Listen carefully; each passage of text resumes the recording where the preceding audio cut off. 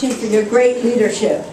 It feels like I'm right at home here. How many Saturdays have we spent together as we plan to go out to hit the streets, to register voters, to hit the phones, to persuade people to make sure that they register, that they vote, and that their vote is counted as cast. Yes. As cast.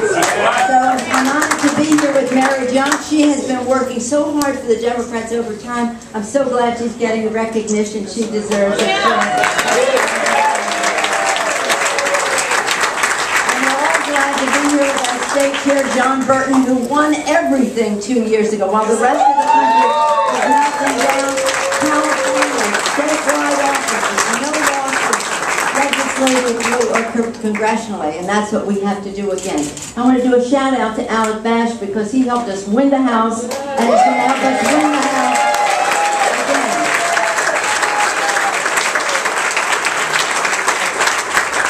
We've been sitting here and we have our assignments. We're tasked to register and to persuade and hit the streets running so that we can show that a thunderous Democratic blue state of California is sending a message across the nation.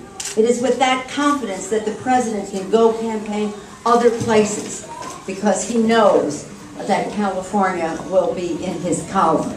But let me tell you why California is important in every way for our country and for our future.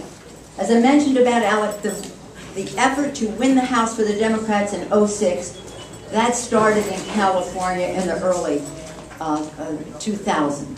Early 2000, we won 5 seats and sent a message that we were ready to get the numbers to take back the House for the American people.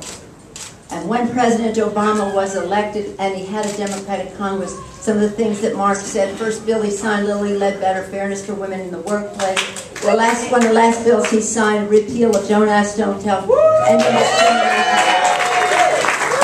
And in between, a fully inclusive hate crimes bill, millions of acres of parkland preserved, the legislation for Wall Street reform, which was the first time in decades that regulations were there to protect the consumer, the taxpayer, and the biggest consumer protection agency in the history of our country. Nothing like it had before. That's all about changing the leverage from those who would have it another way to the people. Right, Peggy? To the people. And that is what is a threat right now. So when Tom O'Connor talks about Proposition 32, this is an existential threat to our very existence as Democrats, as people involved in labor, working for working families in our country. And it points out the need for us to change the politics if we're going to keep the policy for people. Walter Reuther said, the bread box and the ballot box cannot be separated. If you're going to have good policy, you cannot let the politics of the bread box be dominated by the special interest. And so when Tom says that one family alone is putting $4 million in the Yes on 32 campaign, why? Why? I'm Nancy Pelosi. I approve this message. I have to say that. Everybody has to say that here who runs for public office. But the Koch family does not have to say that. The public does not know that the misrepresentations that they are trying to masquerade this assault on working families as good political reform, it's just not right. But if they had to have their name on the ballot, they'd be afraid to do so. And if their name were on the ballot, that measure would go down even faster than it is going to go down.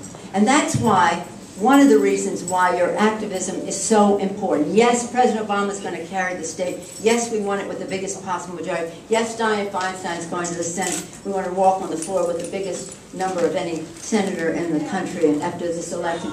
But we also have to take care of who we are, and who we are is under assault by Proposition 32.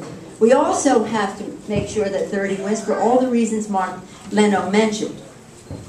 Because if not, it's just a matter of diminishing our investments in the future. But in order to protect those investments, we not only have to pass Proposition 30, we have to get out there and win a 2/3 majority for the state Senate. So we're no longer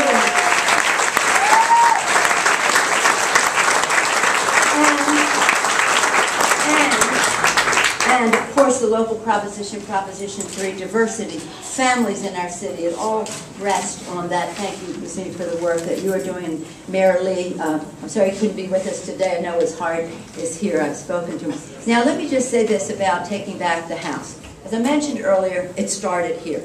And taking it back again, it rests in California. We have the opportunity to win maybe 6 seats here. And you know what? They're full of diversity. We have 5 possible candidates who are Hispanic. We'll win at least 4 of them. I want to win them all.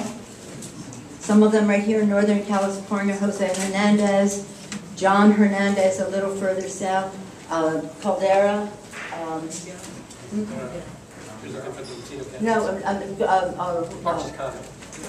Vargas. Chicano is Asian American and gay.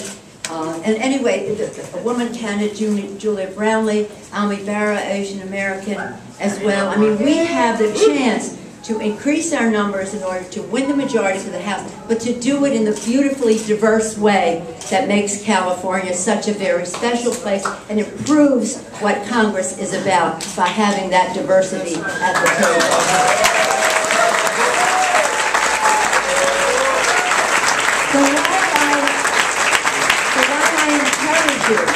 While I encourage you to start here and ripple out, big votes in San Francisco for the initiatives and the rest.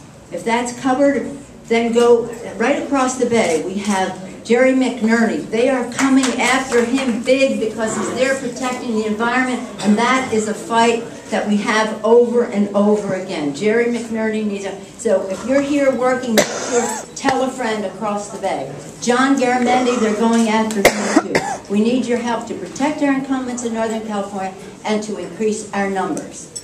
And why is that important? Because nothing less is at stake than the middle class, the American dream, our democracy. If they win by piling unlimited, secret, special interest money into these airways, suffocating the air out of the airways, suppressing the vote, it's almost immoral to suppress the vote. It's immoral to suppress it.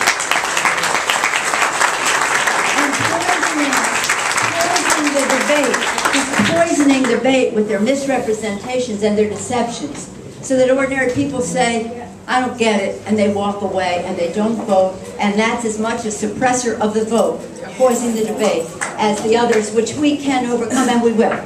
So while they're doing this, our motto is, we don't agonize, we organize.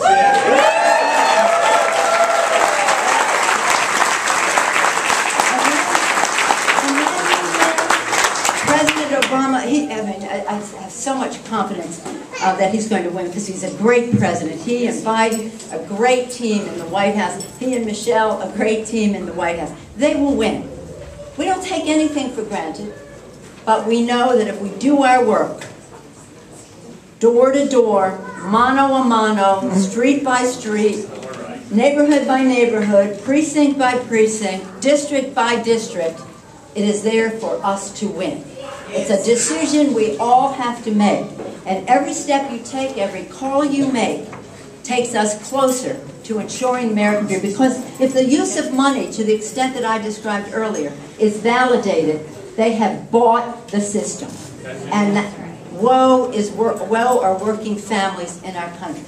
And when we win, and President Obama wins, we take back the first day on the floor of the House. Our first bill will be a jobs bill. Make it in America. It's simple as ABC. A, make it in America. Get the infrastructure of America. C, respect the communities of America. Our police, our fire, our teachers, our housing issues, and the rest. And D, I've issued a DARE, and that will be our second bill on the floor. Political reform.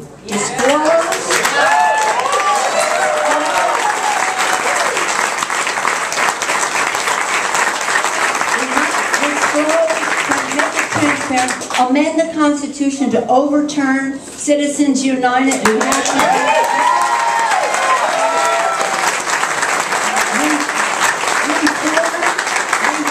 Let us have public financing of campaigns and reduce the role of money in campaigns.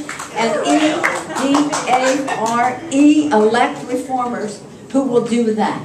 Because that, reducing the role of money, increases the leverage of working families. And I promise you this, if you reduce the role of money and increase the level of civility in campaigns, you will elect more women, more minorities, more young people to public office, and that's a very wholesome thing for America.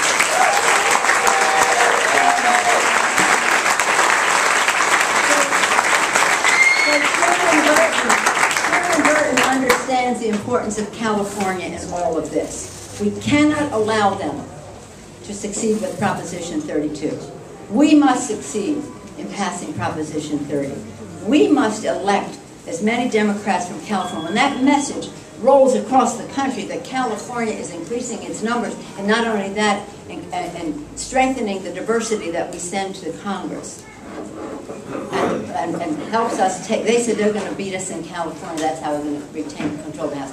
We will prove them wrong. But what we must do is the right thing to get the job done. So are we ready to act, to organize, not agonize over all this?